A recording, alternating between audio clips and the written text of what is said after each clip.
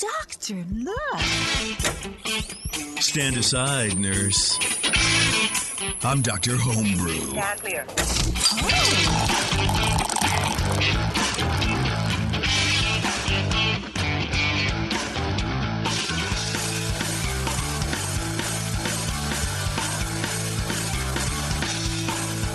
Hey, welcome everybody. It's Dr. Homebrew. We're here for another round of judging homebrewed beers. We have a double IPA on first, and then we have a Braggot on second. And I don't know what that means. I don't know what anything means. I don't know what a double IPA really is. So we're going to learn all about these and more on Dr. Homebrew. We're also going to have a brand new segment called That's a Good Question, where we get an email from a listener saying, "Why did you do this, you stupid idiot?" And we go, "That's a good question." We'll After figure almost it out. 8 years on the air, we finally got our first question. It's great. What happens if we actually get a bad question? I mean, probably do we just call it "That's a good question" anyway, or do we That's just a good question. throw? Yeah. No, that segment would be called "You're Off Your Rocker." There we go. Good Pew point. pew pew. Whenever on my Disney podcast, on Ears Up Podcast, everybody, earsuppodcast.com, whenever someone says something wrong and we find out about, like, a listener emails in and goes, actually, that was incorrect. I made this whole sound thing and I put people in the press room or, like, pretend that they have to go to the press room and be like, so I said some things on the last show that I didn't really mean, and I don't know. That's the whole thing. Usually that's Terrence. It's and usually B, Terrence, yeah. I haven't heard anybody have to go in the press room for a while on Ears Up. I went in the press room the other day. Okay. Which I'm a wouldn't little surprise behind on the anybody. archives for Yeah. Ears Up then. How dare you? We just launched a new shirt. Go to our Etsy page, etsy.com/shop/coveyears. It's the Tomorrowland, old Tomorrowland entrance sign. It's like the arch, right? It's in bamboo and it has a little mask and the tusk, or not Tomorrow. It's Adventureland, right? Mm-hmm. But it says Tomorrowland in bamboo. In my mind, it's like, you know those cakes that look like a book?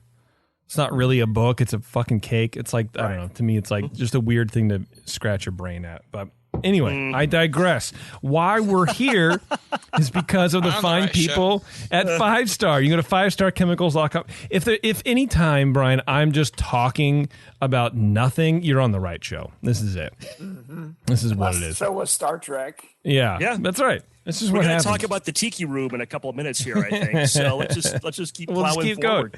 going. 5starchemicals.com. Go there, learn about the best way to clean and sanitize your brewing equipment. Follow them on social media. They won't spam you. They were not going to post every hour like some people do. They're just nice, friendly people making great chemicals for you to clean and sanitize with. So shoot them a line, drop them an email, thank them for sponsoring this show, because they definitely don't have to, and they've been doing it for a long, long time. So, please shower them with accolades. You know what I'm trying to say. All right, Brian, welcome back, my dude. Yeah, thank you. You have a Glad double to be here. IPA. You have a double IPA. Double the fun. I Double. should have Brian's coaster here on my desk. He has his own coasters. I see he's got a sign on his fridge. Yeah, I see yeah, the cool. I see the Glad you grog got tag that. sign back Tell there. us about Archer Brewing. What was the inspiration for the name there? I live on Archer Drive, so I guess it wasn't very inventive, but it works. Okay, so you don't have a crossbow, or you don't? Yeah, you're not No. Yeah. Hey, man. Thought it was a cool theme and name of the street, so there we go. Yeah, it definitely invokes a lot of movement. And you have the sign from Grog Tag back there, the metal sign on your fridge. That's right. Nice. Good guess. Yeah. Well, I mean, You're I one see step them all the above me. time. I don't have my own coasters. I have a beer sign, but I don't have the coasters. Well, I'll tell you what. I can talk about this because Grog Tag is a sponsor of the show. But this weekend for Easter, if you spend $50 with the labels, you get 12 free coasters. So you can design your own coasters for free. That's a thing that's coming. Nobody knows about it. We haven't announced it yet. So Cool. there you go. Right on. Yeah. You're dropping some knowledge and giving us the scoop here. That's JP. what I'm doing. Go follow Grog Tag on social media. You can read my words. JP, you'll have to brew a beer that's worthy of making a label for. Then I don't think so. I don't think I can. I mean, I still want to do that ESB with Kvike Yeast, man, because that mild came out really good. do it. Yeah. Anyway, let's get down to Brian's double IPA. Brian Shar, excuse me. I don't know. See, this is what I was talking about.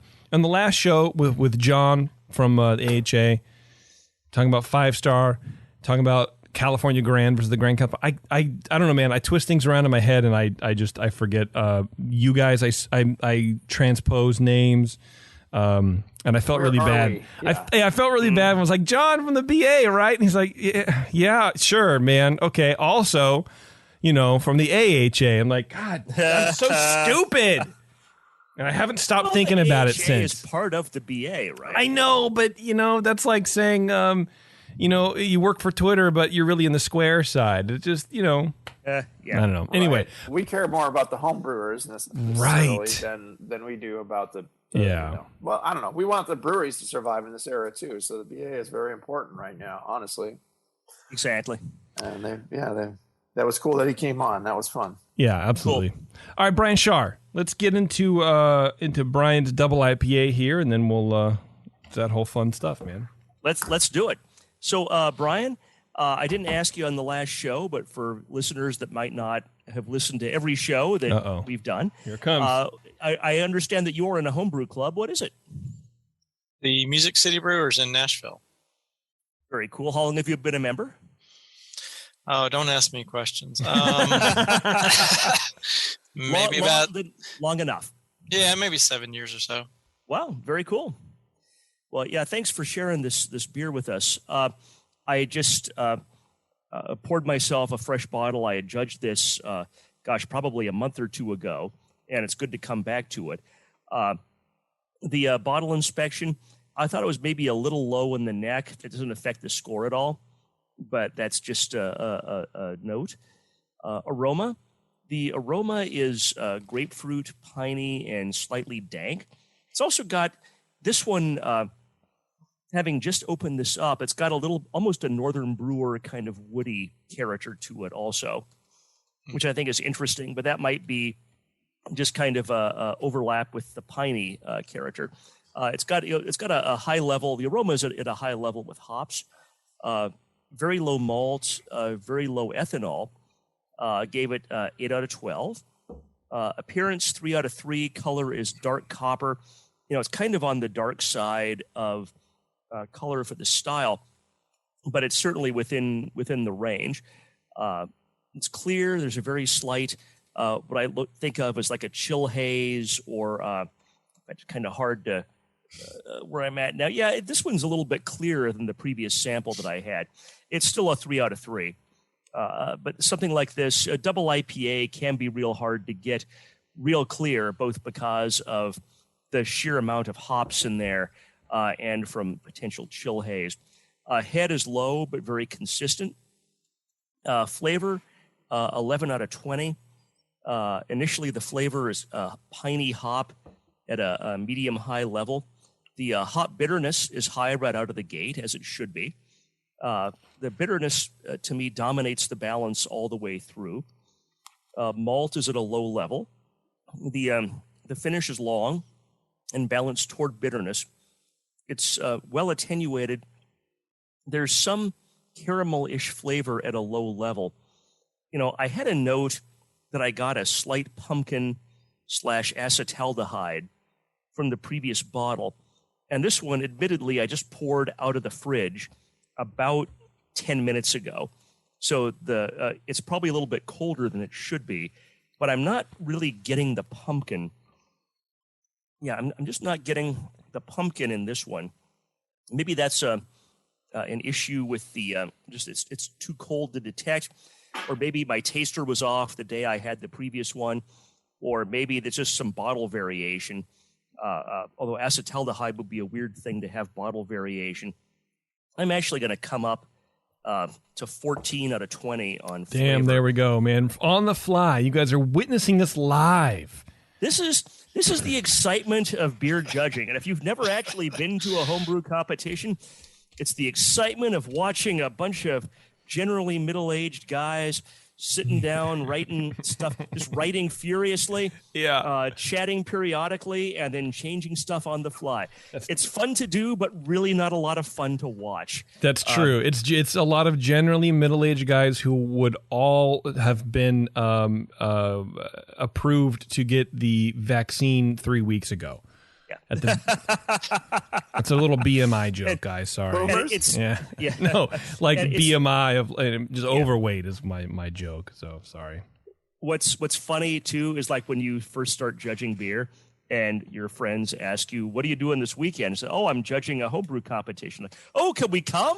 And like, because they think it's like free. No. Like everyone's just going, "Yeah, you get some, and you get this, and let's try this, and yeah." And it's not. It's like a beer festival or like GABF or something. It's a lot of this. Sorry, guys. Sorry to disappoint you. It's not at all what you think it's going to be. We do a lot of that on this show. Where it's a lot of like swishing and to the show snorting. If you're curious and about what actually happens at a homebrew competition. I have thought about like maybe like doing a beer in advance, like a pre-show, not record it for the podcast, but just go live and just see if anybody like, I don't know, for those people who like maybe give a shit. I don't know. We're gonna do a special show where it's just a recording of us judging the beer before the show, and then that's one episode.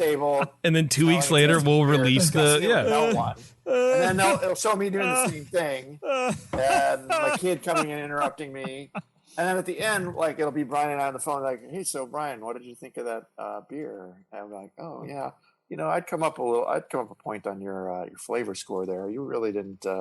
Detect that acetaldehyde after all, did you? No. God. That would be the best Facebook Live ever. Oh my God. We might get like 40 or 50 viewers for that. I mean, okay, please continue. That might be what helps me break through as an actual YouTuber to my daughter, who can insist that despite the fact these are on YouTube, I am not a YouTuber. No, you're not. So, well, it has to be on TikTok. Judge the beer. Yeah, I think so. And repeat. Yeah, if we were ticking and talking, that'd be some beer judging. So mouthfeel 4 out of 5. Low carbonation, a little less than expected for this style.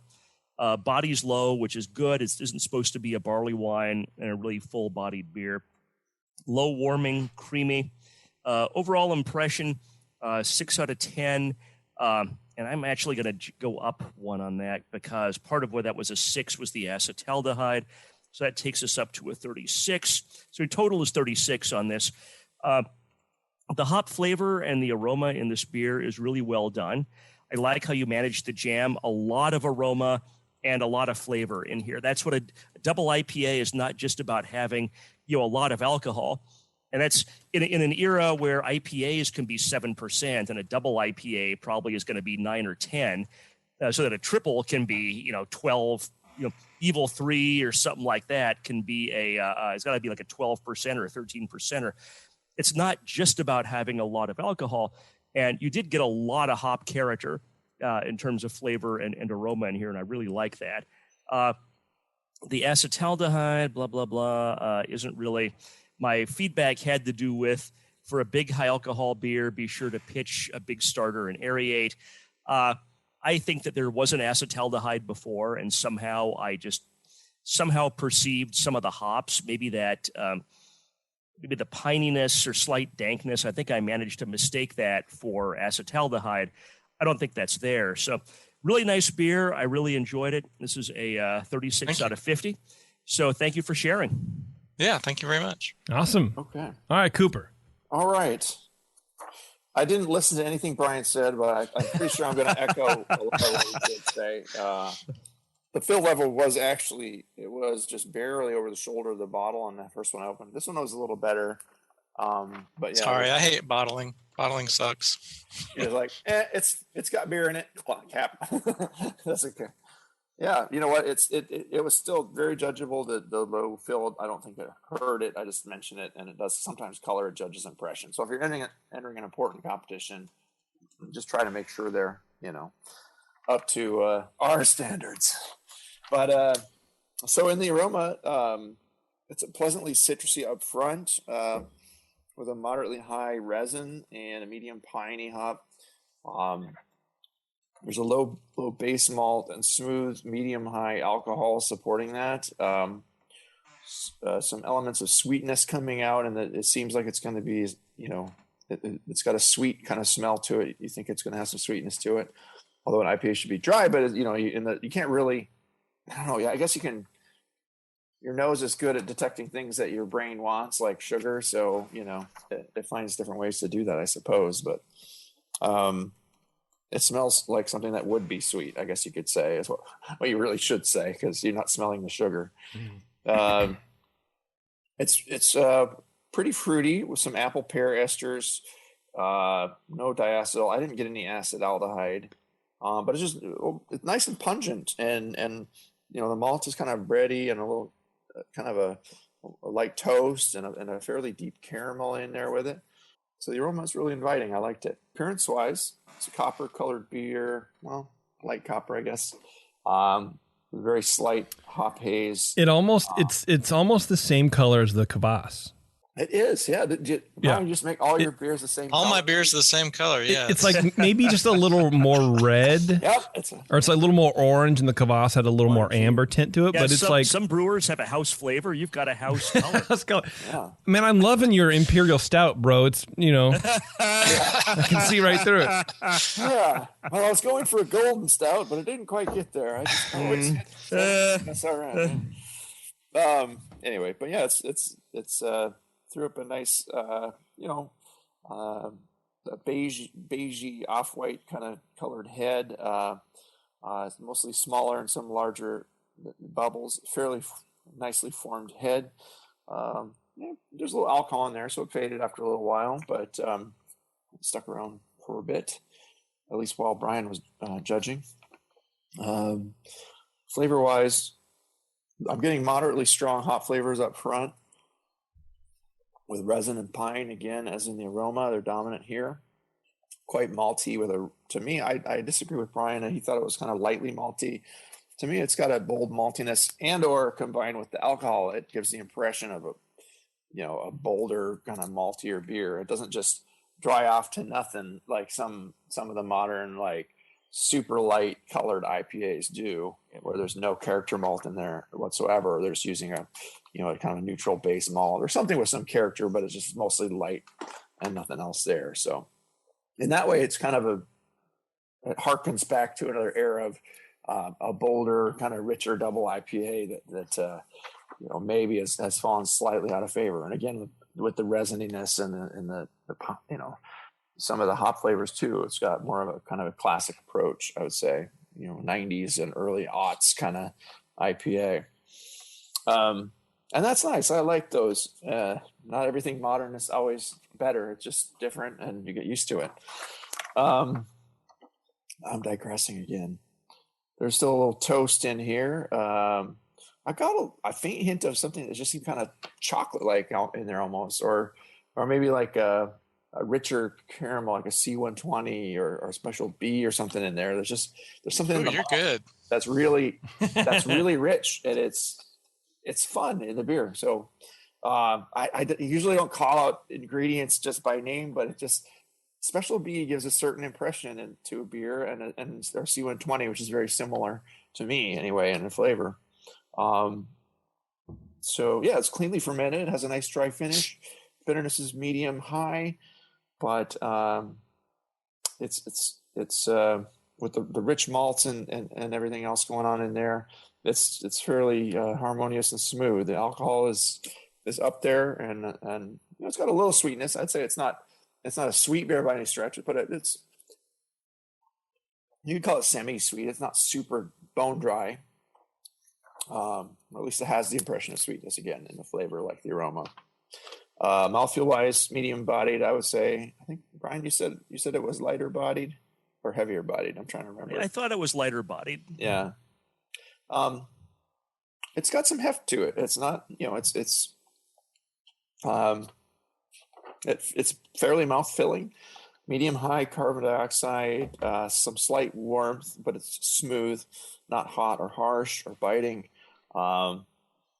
So there's a faint hop astringency. There's just so much hops going on in here, and to come out over all the alcohol and everything else going on here, you must have had to put a shit ton of hops in it to get to that point. Oh yeah. So you didn't mess around, and you get a little grassiness or hop astringency from that, but it's really not out of place. It's acceptable. But overall, this is a fantastically tasty double something. Kind of. The color was a little darker, even for the style, I think. Well, I don't know. The first one, I described it as caramel. I don't know that I would describe it, or I'm sorry, as copper. This is kind of I think it's okay for color. Maybe I was a little harsh on it. I'll come up a point too, adjust on the fly like that cool Brian guy. Wow, dude. like your namesake. So, there, 1 point.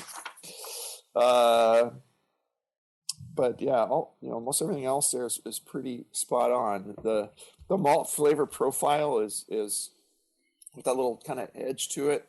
It stuck out a little bit. I liked it with the beer. It's almost leaning towards like American Strong Ale in some ways, not barley wine or anything, but yeah, like a maltier, richer, fuller beer. But you could dry it out a little bit more and back away some of those malts a little bit. But I still think it's just spot on. Otherwise, and wonderful use of hops and kind of a classic throwback, like those nice dank resiny. Citrusy and piney hops that were very popular, 10, 15 years ago before all the tropical stuff took over. I'm an old school guy.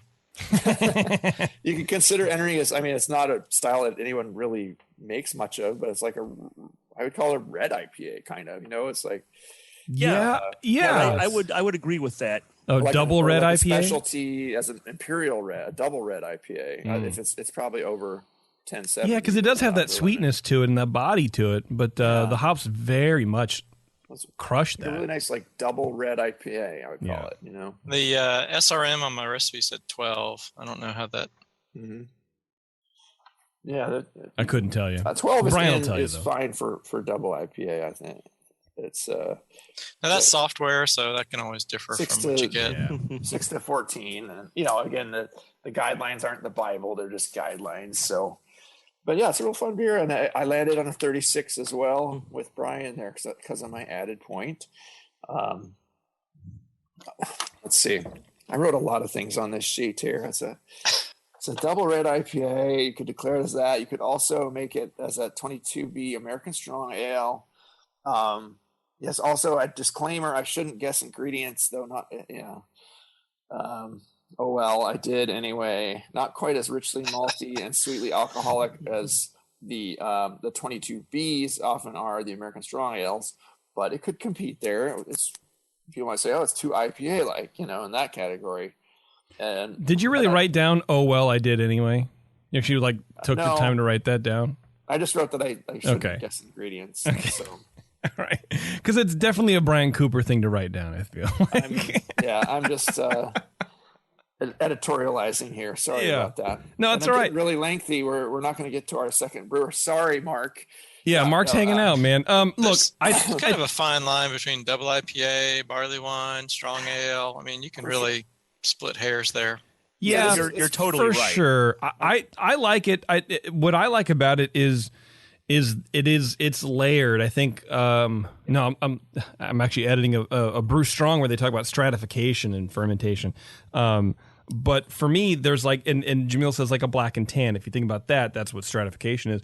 And that's what I get on my flavor brain, where it's malt and hops, and they're different. They're segmented, but in a good way, because a lot of that sweetness and that caramel malt carries through underneath the hops, so it's like a coating. It's like a condom for the hops. So I get this sugary thing, but I get the very, very extremely firm bitterness, and I like it. It does take me back to older beers, late 90s, early 2000s, and I was in the aroma. I wanted the recipe because the aroma reminds me a lot of some of the double IPAs early on that Tasty would brew. Right. It has some of the classic early California, Organizer, those kinds of, richer. But he had this aromatic sort of hop blend or whatever. Sometimes those beers can really just punch you in the nose, and other times they can be very, very complex with the aromas.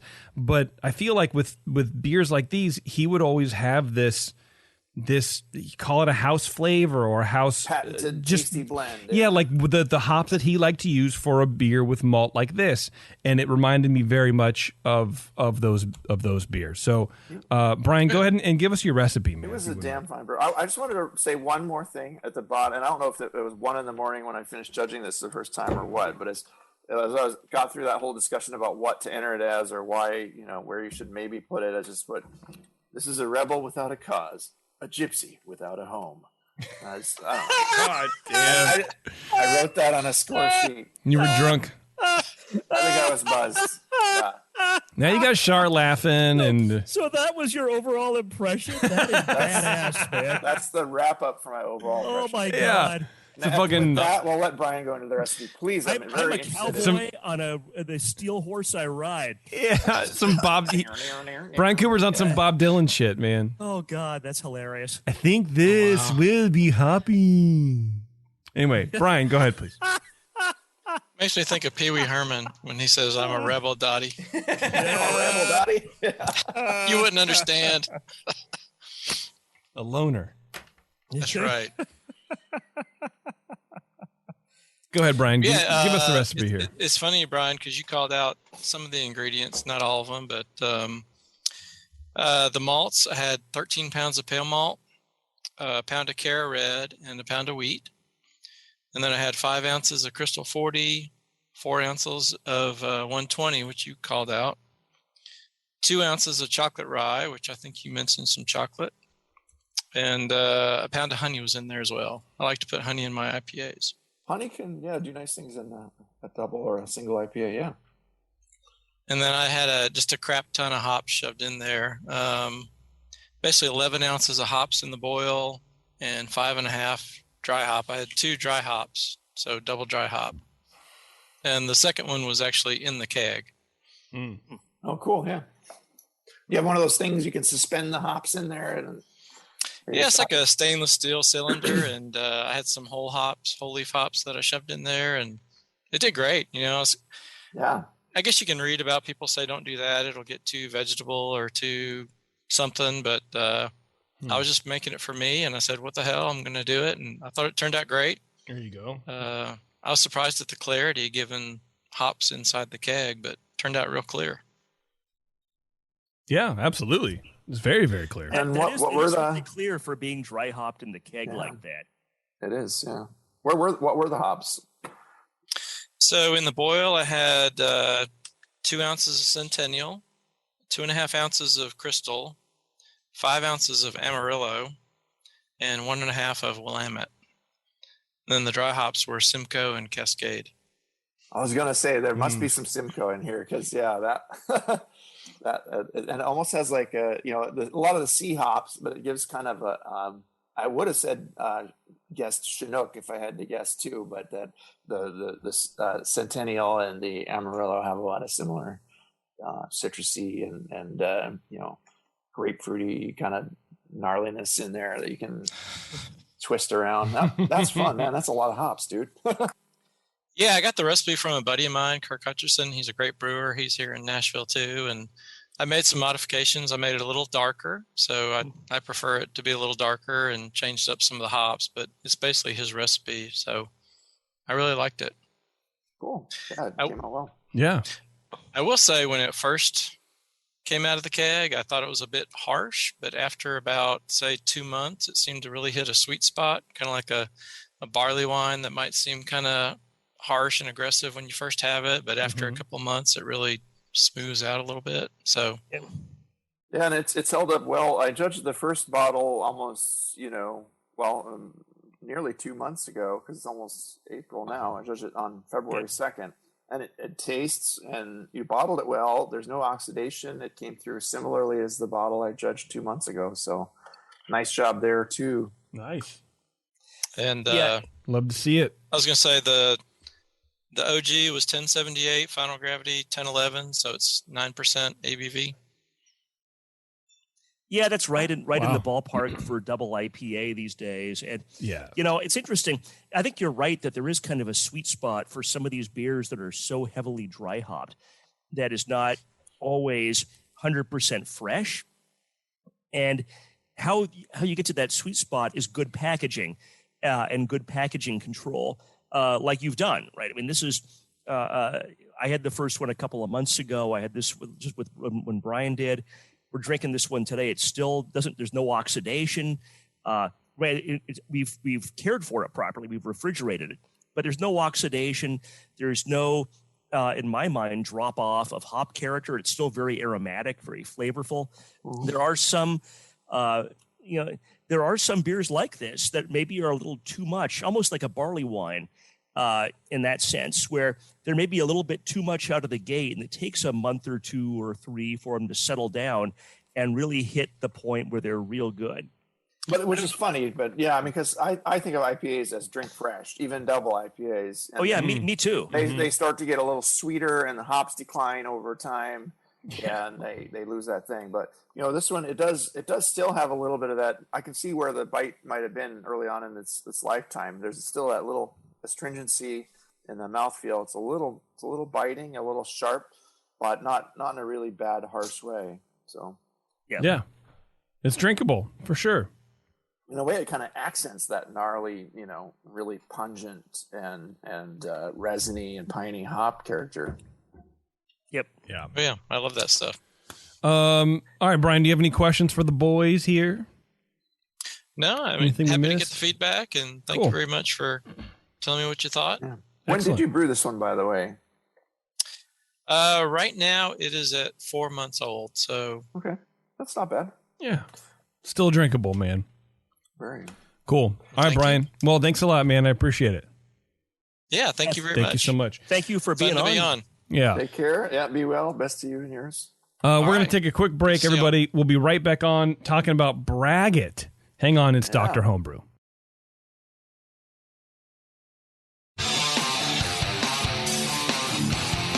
Ma'am, I'll need to take your top off for this examination. Oh, doctor.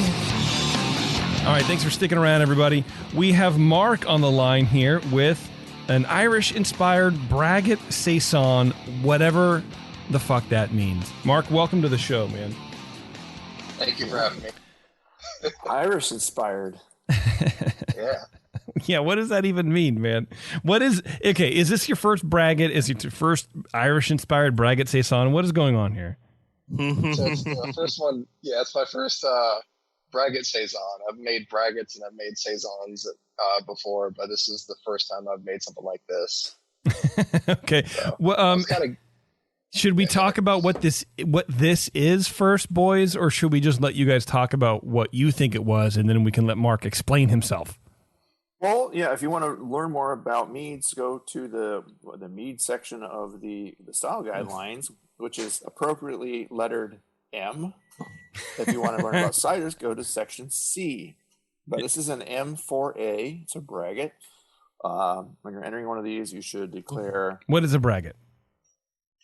Well, it's a combination of, it's a hybrid between a beer and a mead. So it's a beer with a very prominent honey character, or a mead with a beer character. I thought it would just be called a mirror or a bead. Meaber. Yeah, why Braggot? I mean, just make up a whole other word for the combo word? It's an old word. You could call it a bracket, or there's other words for it as well. All right. All right, whatever. That's fine. Okay, well, sticky wicket. I don't know. Well, let's let Brian Cooper start us off since he's already talking. Let's talk about this mead here, or this Braggot. Excuse me. See, now I'm all confused. It is a mead. It's in the mead section, so we're gonna call it a mead. And so, according to a Braggot mead, I don't know about this Irish inspired part though. That's interesting. Right. Okay. So the Braggot was declared to have a 25B Saison base style with wildflower as the honey varietal. I didn't see if you declared anywhere where the sweetness level and when you're entering a mead, you want to declare carbonation, sweetness, and strength. Is it a sack mead or standard or hydromel, etc.? That would have benefited me, but I just kind of guessed on it and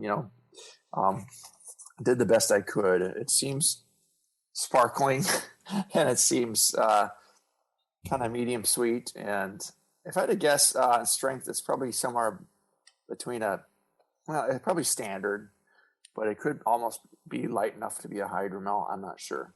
Hydromel's can be pretty strong from a beer perspective. You would think it was strong, but in a mead, the meads can go up there, 15, 16, 17% is not out of the question. So the sack meads get really strong. This one's definitely not there. Anyway, was in a nice a Sam Adams bottle, and there was a little label scuzz on there. I won't get too picky on you, but that is a little. Sometimes in a competition setting, that would be a little bit of a turnoff to a judge, or it might even get you disqualified. So you definitely want. That's true. With us, it doesn't matter. Points for the grog tag labels. Oh yeah. Okay, because Yes. again, you can peel them off, and you can stick them back on other places. Covers up that label scuzz. Yeah. Okay, so had a nice hiss upon opening. In the nose, I'm getting a pleasant floral, fruity, and herbal honey character up front. Some lightly phenolic yeast character accenting. I would say it has a low. Well, I'm looking for a Saison-like character. That character is pretty low and covered up by the honey. There's a faint kind of oranginess, which would be appropriate in a Saison, but it's expressing itself as a fruitiness alongside all this, the big floral character of the honey varietal you're using here, which is really actually nice. It seems like it would have substantial alcohol in the nose, but we don't know until we get the flavor in the mouthfeel there. Moderately low fruity esters. It has kind of a soft kind of berry-like quality to it, which is kind of fun too. But it doesn't seem like there's any berries in here or any actual flowers put in. It's very, very, very floral. So the honey is coming through nicely. Appearance-wise, it's a copper-colored Braggot with a fairly good clarity. I didn't see any legs, pushed up against the edge of the glass there.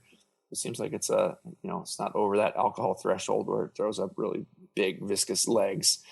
But it's got a firm carbonation. It seems like it's throwing up a nice head. Pours a medium head with fairly good retention actually, and it stuck around for a pretty substantial time in the glass.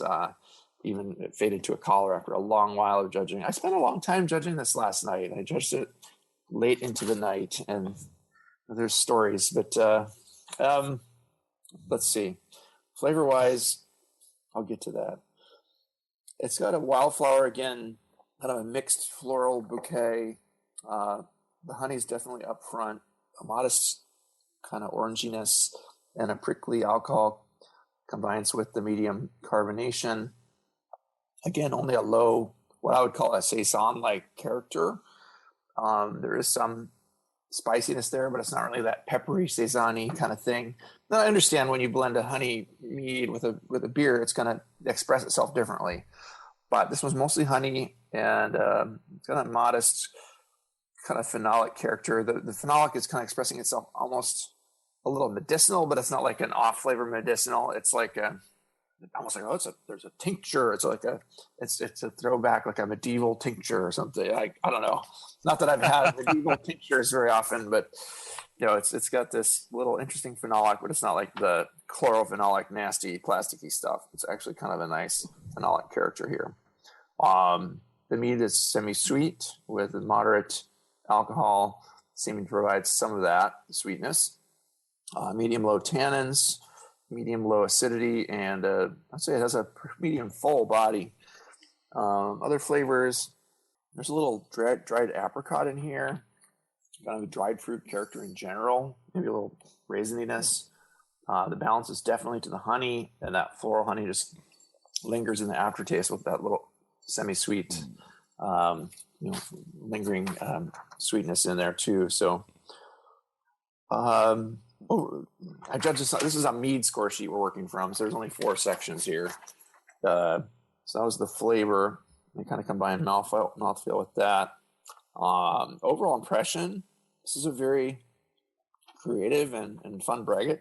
combining the big floral punch of a strong wildflower honey with the general orangey and spicy yeast character of a Saison. However, strongly balanced to the honey, so much of that is hard to discern. Much Saison beer character. So that's just why I had a little hard time scoring it, I guess. But I really liked it for what it is, and it's a very fun Braggot. And I wanted to mention too that I like the end. We got the kid to bed. And my wife was watching some TV. She comes out. And we're like, "Oh, you're still judging that beer?" I'm like, "It's a Braggot." So let me taste that. So I poured her a little slug in a little tumbling glass. She's like, she really liked it. She says it's good. She's like I'm like, I know it is good. It's really good. Yeah. But I guess I'm just, and then I feel like a picky asshole. Like, but it doesn't have so much of the Saison character. Like, because she knows what a Saison tastes like too. It's like, so it's really good. I ended up scoring it at 32. I thought it was really nice, but my wife specifically mentioned to me before this show, she's like, make sure to compliment that guy on his Braggot, because I really liked that. So Nice. and I don't know where. I'm really curious where the alcohol is, because it seems like it could be treading that line between like a lighter 7-8% to maybe a deceptive 9 or so. I don't know where it's at, but it's it seems maybe lighter than it is. But nice job. Yeah. That's a very enjoyable beverage. I'll give you that. It definitely seems lighter than I think it might be. Yeah. But let's hear from Brian Shar, and then we'll get into the weeds on this one. Brian Shar, go ahead, please. Yes. So, I enjoyed this. I'm not really a great mead judge, so thankfully this is only part of a mead. I'll share with you what I shared with these guys before the show. About 15 years ago, I was at a competition that was extremely short-staffed. It was literally, we were at it from like 9 a.m. to 9 p.m. I think it was three flights of beer and a flight of mead. So local beer judge Roger St. Denis, who probably a lot of listeners know, who's super knowledgeable about meads, says, "Hey, we have 4 meads to judge. Just come and do a short flight with me." Like, okay, that's fine. How hard can it be? And it was a pomegranate mead. I thought it was awful. I scored it like a 19. And Roger asks, "Well, what did you give this?" I gave it a 19. So I gave it a 41. And the look of pain and sadness on his face when I said that, I was like, okay, let me start erasing it. Then I realized it's not going to work. So I literally crumpled up the score sheet, threw it in the trash, and said, "Roger, tell me what I'm supposed to judge this and what I'm supposed to taste, because I don't understand anything about this beverage."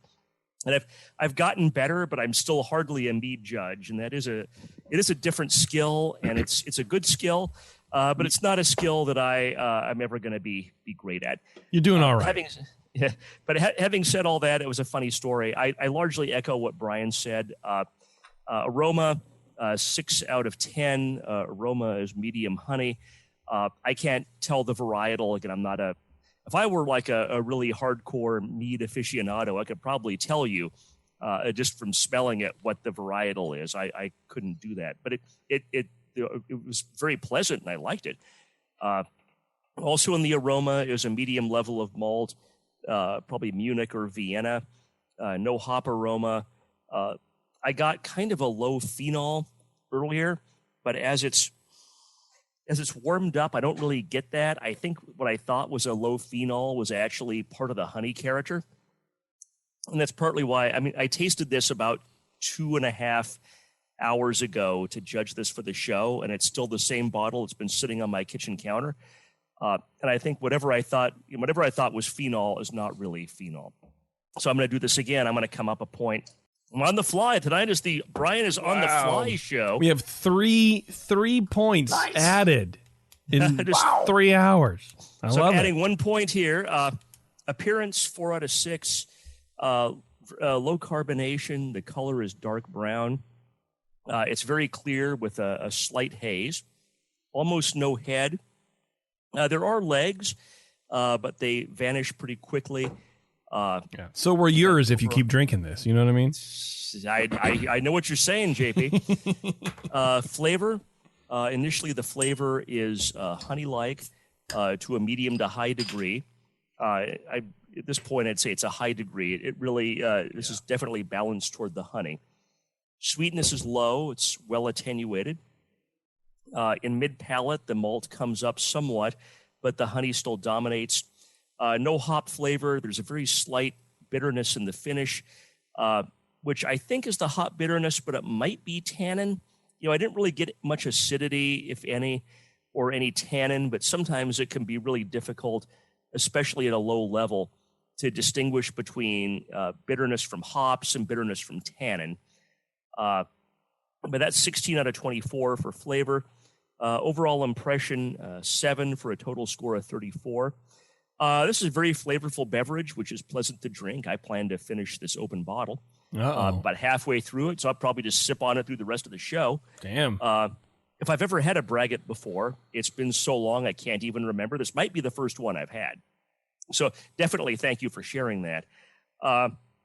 The Saison does kind of get lost in the Braggot. The honey is very dominant, and it's kind of missing the spicy and bitter components of a Saison. And also, this is a difficult beverage because you've got to declare so many things about it. The Saison is a tricky style because you've got to declare, is it light or dark? Is it standard, table, or super strength? The Braggot, is it a sack strength? Is it carbonated? There's a lot of stuff. And for this show, it's fine. But in competition, you got to be careful that you specify all those things because you potentially are going to get dinged if the judges think it's something that it's not. So where you have to declare like 2 layers of stuff, unless you declare it, you're kind of setting yourself up for suboptimal results in competition, if that makes sense. But thank you for sharing, and I want to hear more about this. And I also want to hear, because I forgot to ask at the top of the show, probably here it because comes. of this tasty Braggot, are you in a homebrew club? No, I'm not. You are a lone wolf. I am. All right, good for you. So I emailed, well, I call him Roger St. Dennis, but however you say his last name, he said, "I'm very impressed with your detailed description. The brewer should be happy with all those comments." And he's made he sent me a really long email. I can forward it to you because it's really interesting. I was like, was I too mean to this Braggot? It's really good.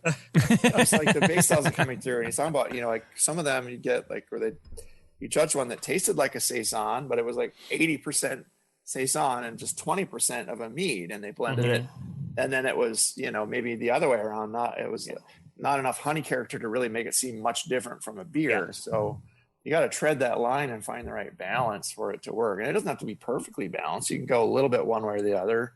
Yeah. But, it's a tough balance, and pretty much whatever Roger says about mead, I'm going to nod my head and agree with.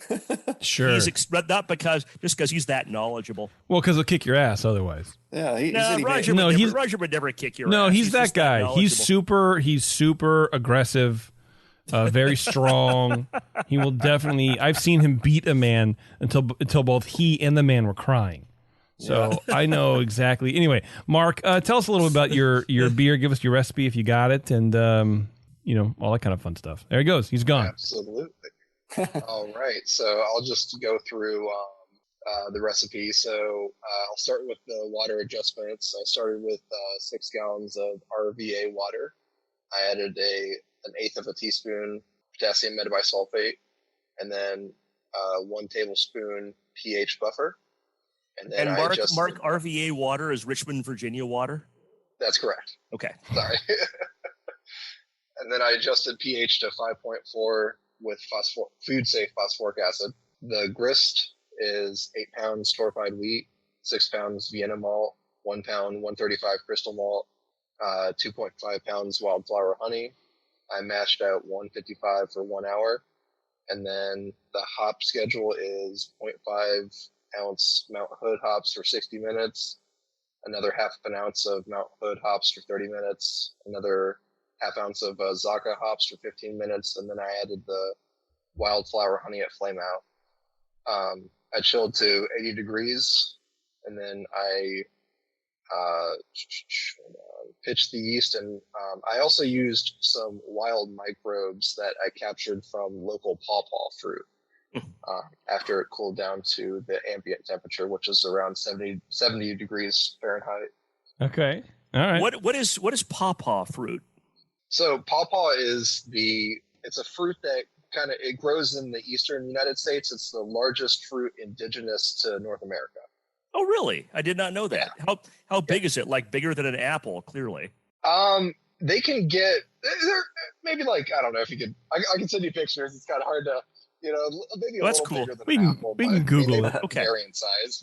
But. Okay. No, that's cool. I'm just curious. Oh, look this up. Yeah. So I've, and I guess just going in on the, first of all, I want to say thank you. I really appreciate the feedback. This was definitely an experiment, and I have already actually submitted this to a competition, and I got a 16 out of 50, and the guy just tore it apart. So I really appreciate the feedback. Wow. Kind of was nasty. He said it tasted like it was fermented in a keg that was left outside for 5 years. So Jesus Christ. I appreciate the validation from you guys that it was actually something that you enjoyed. You know what I would do? Honestly, I would email that fucking competition director, and I would forward him that information and be like, this is highly inappropriate. This isn't feedback. That is not okay as far as judging conduct. No, that's not feedback. You can give somebody a 16, but you need to be clear and not be an asshole about it. Yeah. And that's not okay. That's like something I would say to Brian Schar's beer. Yeah, exactly. Yeah. Well, I haven't brewed for years like you either, man. So any beer I have left is going to taste like ass. And that's just objective. But no, that's not okay. As a judge, definitely email I'm serious. Email the competition director. Email your local BJCP rep. You don't need to give the guy's name here, but I would scan that. Brian Cooper. Dang. And you can find your regional rep. Just go to bjcp.org. Your regional reps are listed on there. If you're having a hard time, email Cooper or who's I'm the Western regional rep. I can put you in touch with the right people. He can hook you up. But secondly, that might be bottle variation, right? Bottle variation can cause all kinds of weirdness, and it's possible that what we're getting is the tippy top of your batch. Maybe it's the middle. But maybe what you sent was one. Maybe the bottle happened to have a problem, just that one bottle, and that's what they judged. And it, but yeah, that's some bullshit judging. Yeah, that's not good, right there. Yeah, I don't like it. I don't like it, but I'm sorry that happened to you, man. But go ahead. I think this is not. There are some things that I would change. Like I would back off on the honey some, and like Brian had said, getting that ratio right is really key for a beer like this. Yeah, but that's really my primary feedback to you is just getting that ratio right. Yeah, I mean, like you guys, I haven't had too many of these. I think I maybe have had one or two. Look, I'll tell you, anything that I've had that's close like this has been from fucking club night. You know what I mean? It's not like a thing, right? So I'll try that. Yeah, it's hard to remember. Like they're definitely like some of these memories that come back from the taste. Like the taste familiar, whatever. It is really hard. I'll echo a lot of what the other guys have been saying. It is very hard to figure out what it is. Is it a Saison? Is it a mead? Is it something? Is it a wine? I mean, I don't even know. But when you've declared it a Braggot Saison, it sort of is what you called it. It's Saison-y. There's that peppery. There's the phenols. There's enough hotness that okay, that's not just malt here. There's honey. There is a mead-like quality to it. I think, I mean, you're like 90% to where I think you want to be. You're calling it a Braggot Saison. I drink that. I look at the label and I go, yep, that's what this is. So I think that's really cool.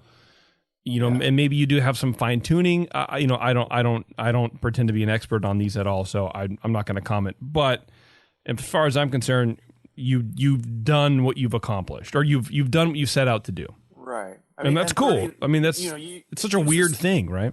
Yeah, there's a scoring guide at the bottom of the score sheet. So it disappeared. That's very good. Is 30 to 37, generally within style parameters, some minor flaws. So a beer that's in 30 to 37 can have some issues to it and things that need fixing. But once you get down to fair, it's 14 to 20 is off flavors and aromas or major style deficiencies, unpleasant. Like it should be like one of the worst beers or braggots you've ever had. And this is definitely not there for me.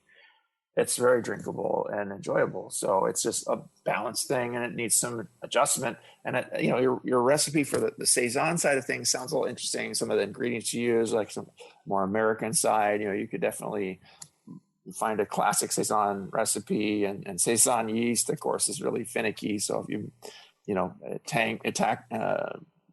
tangled with that beast and you got a good Saison fermentation going, that's half the battle there. But, it's a hard beer to make to start with, and you want to use kind of those European, Salzer type hops with or Styrian or East Kent Golding hops, those kind of things. But you can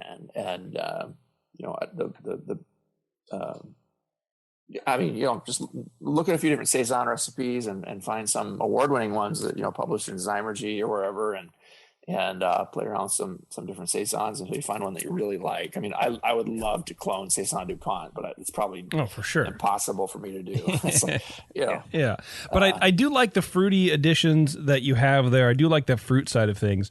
It almost tastes like blueberry if blueberry had flavor, or it's like a tart blueberry. Yes. And it's very unique. I think it's good. It's My great. wife described it as brambleberry and roses. She was like just pulling out all these different things in there. Wow, she needs to be a judge, dude. Yeah, man. Exactly. She'll come on the show instead of me. She's got a good palate. Her and Nicole Ernie need to get together to work on new vocabulary. Mark, do you have any other questions for the guys, or did they kind of cover it? I mean, I have a lot of questions, but I'll try to be brief. Go ahead. I guess just in terms of, what I'm hearing, to kind of go back in the direction of a Saison, just work on the recipe and the hop schedule. But in terms of just where the beverage is right now, is it what I declared it as? Like, would there be a better style for like how it is right now? Maybe if you just called it a straight up mead. I mean, what do you think, Brian? I don't think so. I think it's too peppery. It's got a lot of the spiciness is going to detract from it just being a mead. It could be a spiced mead, almost like even if it doesn't have any spice and all the spice is just coming from the yeast, But then you'd have to declare a specific spice, and that gets tricky. I would say, it's better not to try to recategorize to make a beer better than it is to just focus on the style that you want it to be and work on brewing that until you can brew a really good one that you're happy with and that judges like, and that that your friends like. You could be proud to enter in a competition, and then start toying with the balance between the honey and the style as you get it right, because that's a whole other balancing act. These things are really, it's hard to make a really good braggot, I would think, but it tastes like a braggot to me. It just the honey wins out, and again, the balance can go different ways, but you want to definitely get some of the beer style and not have it be totally obscured by the honey. Yeah, for sure. Yeah, I totally agree with what Brian just said. Me too. But there's, the wild card. You can just go total specialty and just, this is what it is. It's a, 80% mead and 20% Saison, dark Saison, and, whatever strength. What was the ABV on this, by the way? I mean, you could do both. So the ABV I actually don't have with me, but I want to say it was like 12%. Wow. Jesus yeah. Christ. Okay. Yeah. I mean, you could do both. You could do specialty and you could do braggot. See what happens.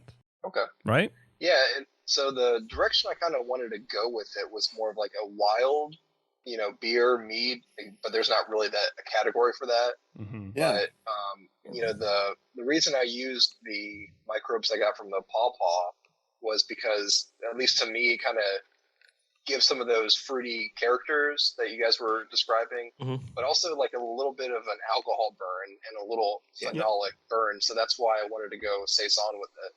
Okay. I mean, definitely get that. Makes total sense. This would be interesting to take 5 gallons of it and split it up into 1 gallon jars and just do different yeast or, sour it.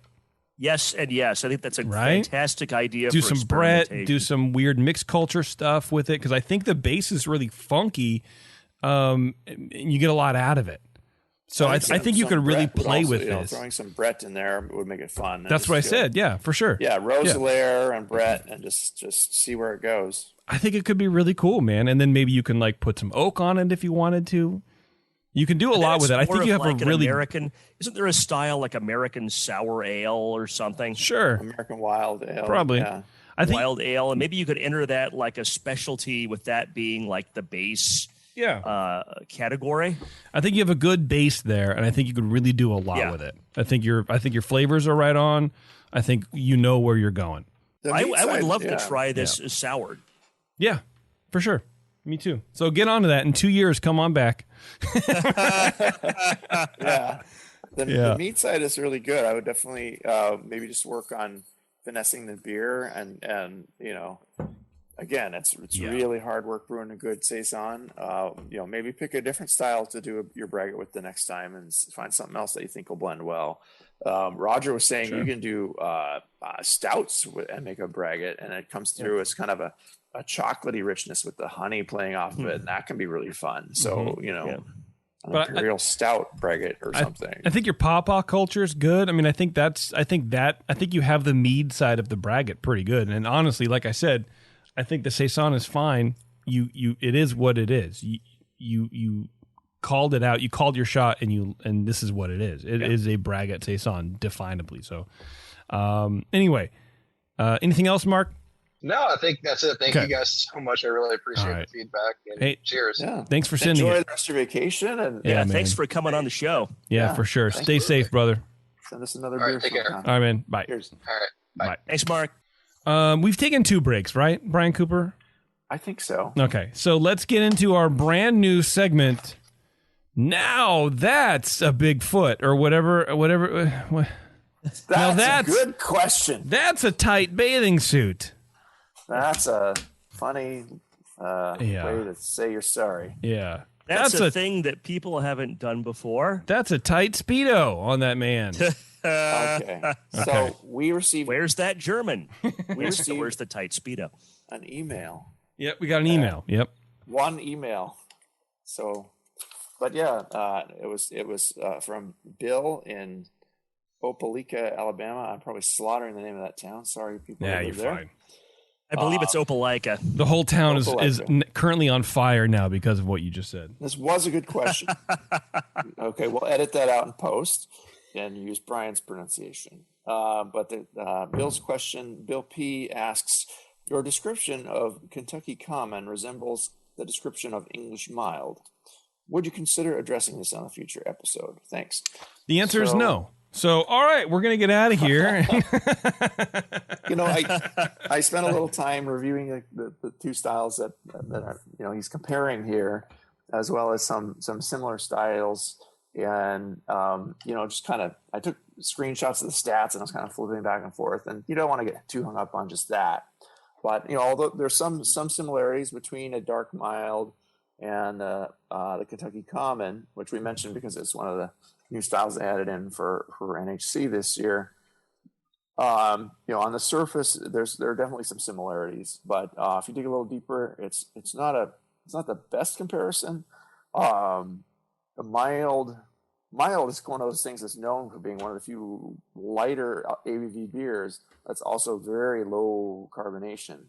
So it's going to be low to medium low kind of carbonation, and a mild is just barely enough to form a head, whereas the Kentucky Common is going to be highly carbonated and foamy, and they put it in the kegs and they basically kegged it while it still had a few points of gravity left to go, I think, and just let it cellar and continue going in the keg with a really tight bung and let it carbonate inside the serving vessel in these cellars. It's like 100 years ago when they made these, but the mild uses mainly English ingredients and malts, and especially the yeast character you're going to get is going to be much different from the American lager, the Kentucky Common, kind of a classic. They might have used a lager yeast at low ale temperatures, or like it's an older beer style, so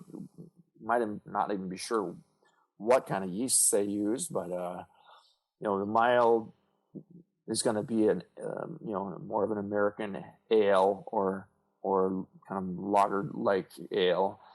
The mild tends to have a slightly lower ABV. It's going to stop at like, it goes from 3 to 3.8%. The Kentucky Common takes off from there. It goes from 4.5 or, 4 to 5.5. I mean, so it's, definitely a little higher ABV, kind of more of a standard strength beer. The 5%er, the standby. And the mild is really not going to use any of those adjuncts that the very corn-like flavor of a Kentucky Common, which is just a key element of that style, is going to have. It uses a lot of adjuncts, as a lot of these, a lot of Pilsners and cream ales and things like that do. And it got me to thinking too about other styles.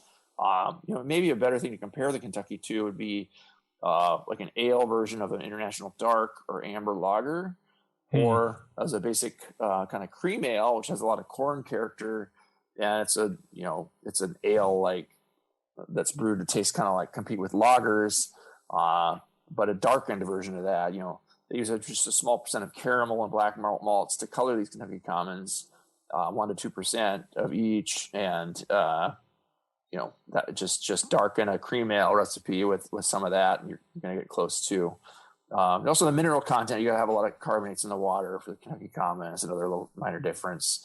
They just fermented it super fast too, and so but they're both very similar in that they're darker and on the lighter side, and brewed for present use pretty much. You don't want to let these sit and age necessarily. So they do have some good similarities, but that was a good question. Thank you, Bill, for sharing it with us. And if anybody else has questions about, certain beer styles or what, things you want to ask about judging or anything like that, just send them on in, please. Yeah, absolutely. And if you want to send a beer in, Brian at thebrewingnetwork.com. That's Give right. it to me. Brian at thebrewingnetwork.com. Yeah, I got that email and I was like, wow, that's very funny because describing it didn't really seem like a special bitter or whatever he said. But, I guess, I don't know. I guess like out of context and whatever, most beer styles can sort of be conflated with another. There's like, it's those fine lines that really determine what is a style and what is just a take on the certain style. You know what I mean? You're just handed a beer. Here, this is an American dark lager, whatever. Or, just handed a beer and told to guess the style. That's the hardest. Well, and I feel like a lot of beer styles, well, I don't know what I mean, but I feel like beer styles are sort of moving to nondescript things. This is the most general we can make of this thing, so we can fit a bunch of subcategories underneath it. So like you said, like here's an American dark lager. Well, I feel like that could even be blown out into like another category. And so at some point it's just here's a lager. We're going to go back to here's a lager. And then you can kind of drill down. The lager. Yeah, it's tough. Well, man. Yeah. Before I became a beer judge, I just made up this it looked like a Rubik's Cube, and it had like going from light to dark and from, hoppy to not, malty to hoppy and like, light to strong kind of ABV wise. And like, I thought you could just categorize beers like that, have a whole competition where you're this cube on the Rubik's Cube. Like, well, it's dark, it's strong, and it's, it's malty, not hoppy. You know what we need to do? We need to make a magic 8-ball and just have all of the answers just different bullshit that BJCP judges say. Yeah. And this is I'm for that. This is how I judge. Like, this beer is 2, and you shake it and you go, malty. Okay, great. For style. Phenolic. Yeah. I think that Brian probably saw this too, but I found an interesting article that was from a presentation at NHC 2014. Mm-hmm. So if you search NHC 2014 Kentucky Common, there's a great article called Kentucky Common, an Almost Forgotten Style by Leah Deans and Dibbs Harding. I'm sure I've totally butchered both their names. But it was really interesting and went through in the space of like 10 pages in a very accessible way, kind of the history of the style and the results of their research. I thought it was really useful and very consistent with what Brian just said. Cool. Very good. Yeah, so go Google that, everybody. Google it up. Yeah, we'll be fine. All right. Thanks a lot. Yeah, like Brian said, if you want to send a beer into the show, Brian at thebrewingnetwork.com or JP or Dr. Homebrew, I think is its own stupid email address. So whatever way Brian you could with do. an I, don't spell it with a Y, please. Nobody does. That would just be incorrect by definition. And get some beer. Like I said, we're taking meads, we're taking wine, kombucha, hard tea. Look at us. We just got seltzer, a sake. We got a Braggot. Yeah. We got a lot of interesting stuff these last couple shows. Yeah. I do have some leftovers from I did a sake show with Setting Sun Sake from San Diego. Oh, wow. And they do the canned cocktails. I call them session sake. So if you guys are in the area, come on by. I'll give you one. Was this from an episode of the session? Yeah, this is not for the general people. This is for specifically you two, Brian. It's not for anybody listening. So anyway, we're going to get out of here, everybody. Thanks a lot for tuning in. I really appreciate it. We have a bunch of cool content coming out for this is Dr. Homebrew. For Brew Strong, I'm editing a bunch of stuff right now. There will be a show about, like I said, stratification and fermentation. There will be a show coming out this month about barrel aging beers. So Jamil and John really get into that. We have a lot of cool backlogs of the session and some cool new shows coming out on the session as well. And then Dr. Homebrew just sort of chugs along, and we're the workhorse, man. We're drinking homebrew over here. Anything you make at home, look, fucking send in cookies, dude. I'll review your cookies. I don't care. And we're plugging Ears Up all the time, too. And Ears Up well, we got to plug Ears Up podcast all the time. Yeah, for sure. They do. Those guys work really hard. And there you go. Sometimes they hardly work. Yeah, most of the time. All right, everybody. Thanks a lot for tuning in. We'll see you.